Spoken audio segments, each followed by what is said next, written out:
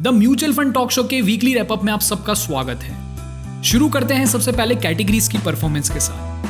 पिछले 4 वीक्स में सभी इक्विटी म्यूचुअल फंड्स कैटेगरीज के रिटर्न पॉजिटिव रहे थे, पर इस वीक रिवर्सल देखने को मिला है, जहां लार्ज कैप कैटेगरी के अलावा सभी कैटेगरी के रिटर्न्स नेगेटिव रहे हैं।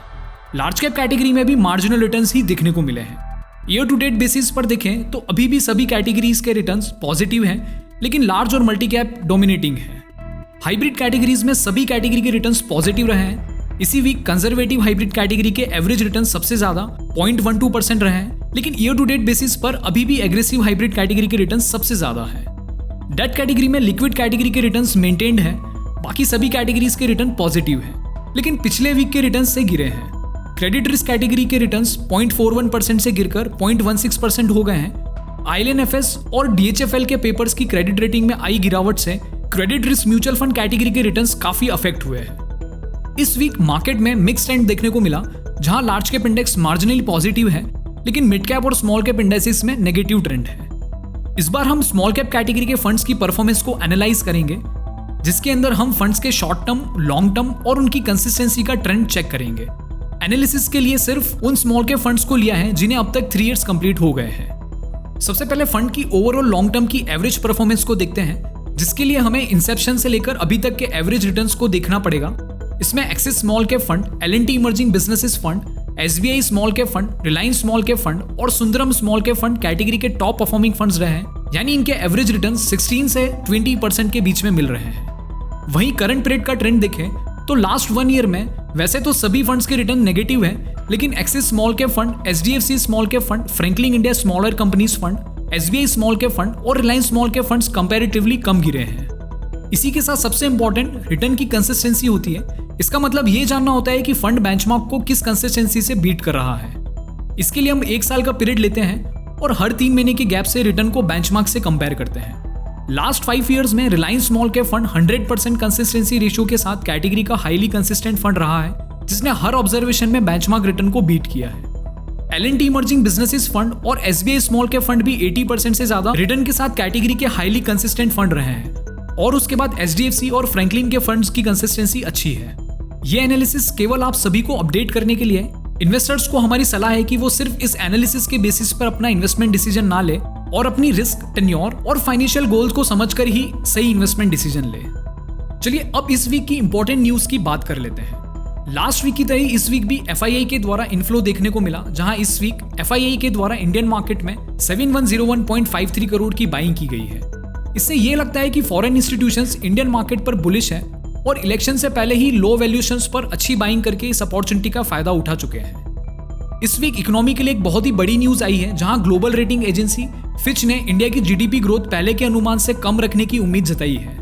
रेटिंग एजेंसी ने फाइनेंशियल ईयर 2019 के लिए GDP ग्रोथ 7% से गिराकर 6.80% कर दी है और 2021 में ग्रोथ रेट 7.1% प्रोजेक्ट की गई है। ग्लोबल इकोनॉमिक स्लोडाउन के कारण आने वाले सालों में डोमेस्टिक ग्रोथ में गिरावट एक्सपेक्ट की गई है। जहां इंडिया की ग्रोथ में आने वाले सालों में गिरावट एक्सपेक्ट की जा रही है, वहीं इंटरनेशनल मॉनेटरी फंड के अनुसार इंडिया अभी भी वर्ल्ड की सबसे फास्टेस्ट ग्रोइंग इकोनॉमी है, जिसकी लास्ट 5 ईयर में एवरेज ग्रोथ रेट 7% रही है। IMF के अनुसार कई स्ट्रक्चरल रिफॉर्म्स, सेंटर और स्टेट लेवल पर फिस्कल कंसोलिडेशन एसेट्रा के कारण इंडिया की ग्रोथ अच्छी रही है।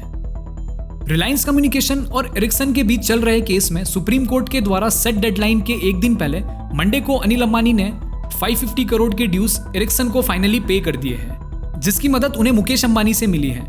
खैर, कॉर्पोरेट से ज्यादा ये इमोशनल फैक्टर की न्यूज रही है। लास्ट वीक ब्रिटेन की प्राइम मिनिस्टर थेरेसा मे ने यूरोपियन यूनियन लीडर से ब्रेक्सिट को 30 जून तक एक्सटेंड करने की रिक्वेस्ट की थी। रिस्पॉन्स में इस वीक EU लीडर्स ने ब्रेक्सिट की डेडलाइन को 2 वीक यानी 12 अप्रैल तक एक्सटेंड कर दिया है। इस वीक वेडनेसडे को फेडरल रिजर्व की मीटिंग हुई, जिसमें इंटरेस्ट रेट में कोई चेंज नहीं किया गया। साथ ही मीटिंग में 2019 की इकोनॉमिक ग्रोथ फोरकास्ट को भी 2.3% से कट करके 2.1% कर दिया गया है।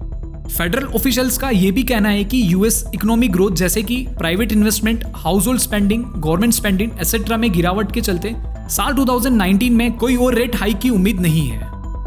इस वीक डोमेस्टिक और इंटरनेशनल मार्केट में 2 बड़ी एक्विजिशंस और मर्जर हुए हैं। डोमेस्टिक मार्केट में L&T, जो कि मल्टी प्रोडक्ट लार्ज कंपनी है, वो माइंडट्री यानी एक IT कंपनी को हॉस्टाइल टेक ओवर कर रही है। हॉस्टाइल टेक ओवर का मतलब होता है सीधा शेयर होल्डर से शेयर खरीदना जिसमें मैनेजमेंट एग्री नहीं होता है। इस केस में कैफे कॉफी डे के पास माइंडट्री की शेयर होल्डिंग है, जिसे अब L&T ने CCD से खरीद कर माइंडट्री को एक्वायर करने का तय किया है। लेकिन माइंडट्री इस डील से एग्री नहीं है, इसलिए अब वो CCD से शेयर बाईबैक करने का सोच रहा है।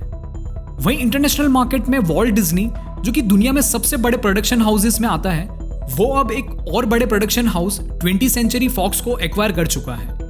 एक्विजिशन में फॉक्स का प्रोडक्शन स्टूडियो, केबल नेटवर्क्स जैसे सारे बिजनेस अब डिज्नी के अंदर आ जाएंगे, जिसके बाद यूएसए में 6 बड़े प्रोडक्शन हाउसेस में से सिर्फ 5 ही रह गए हैं। स्मॉल कैप स्टॉक्स के लो वैल्यूएशंस के चलते ICICI प्रूडेंशियल ने उनके स्मॉल कैप फंड में लमसम का सब्सक्रिप्शन फिर से ओपन कर दिया है, यानी अब से ICICI prudential small cap fund में आप लमसम इन्वेस्टमेंट भी कर पाएंगे। स्मॉल कैप फंड्स में इन्वेस्ट करने से पहले रिस्क और टाइम होरिजन का ध्यान जरूर रखें। तो ये था इस वीक का मार्केट अपडेट। अगर आप इससे रिलेटेड कुछ पूछना चाहते हैं या फिर कोई राय रखते हैं तो कमेंट कर सकते हैं। इन्वेस्टमेंट और म्यूचुअल फंड रिलेटेड जानकारी के लिए आप हमारे चैनल को जरूर सब्सक्राइब करें और नोटिफिकेशन बेल को टैप भी करें, ताकि आपको हमारे वीडियोस की अपडेट मिलती रहे।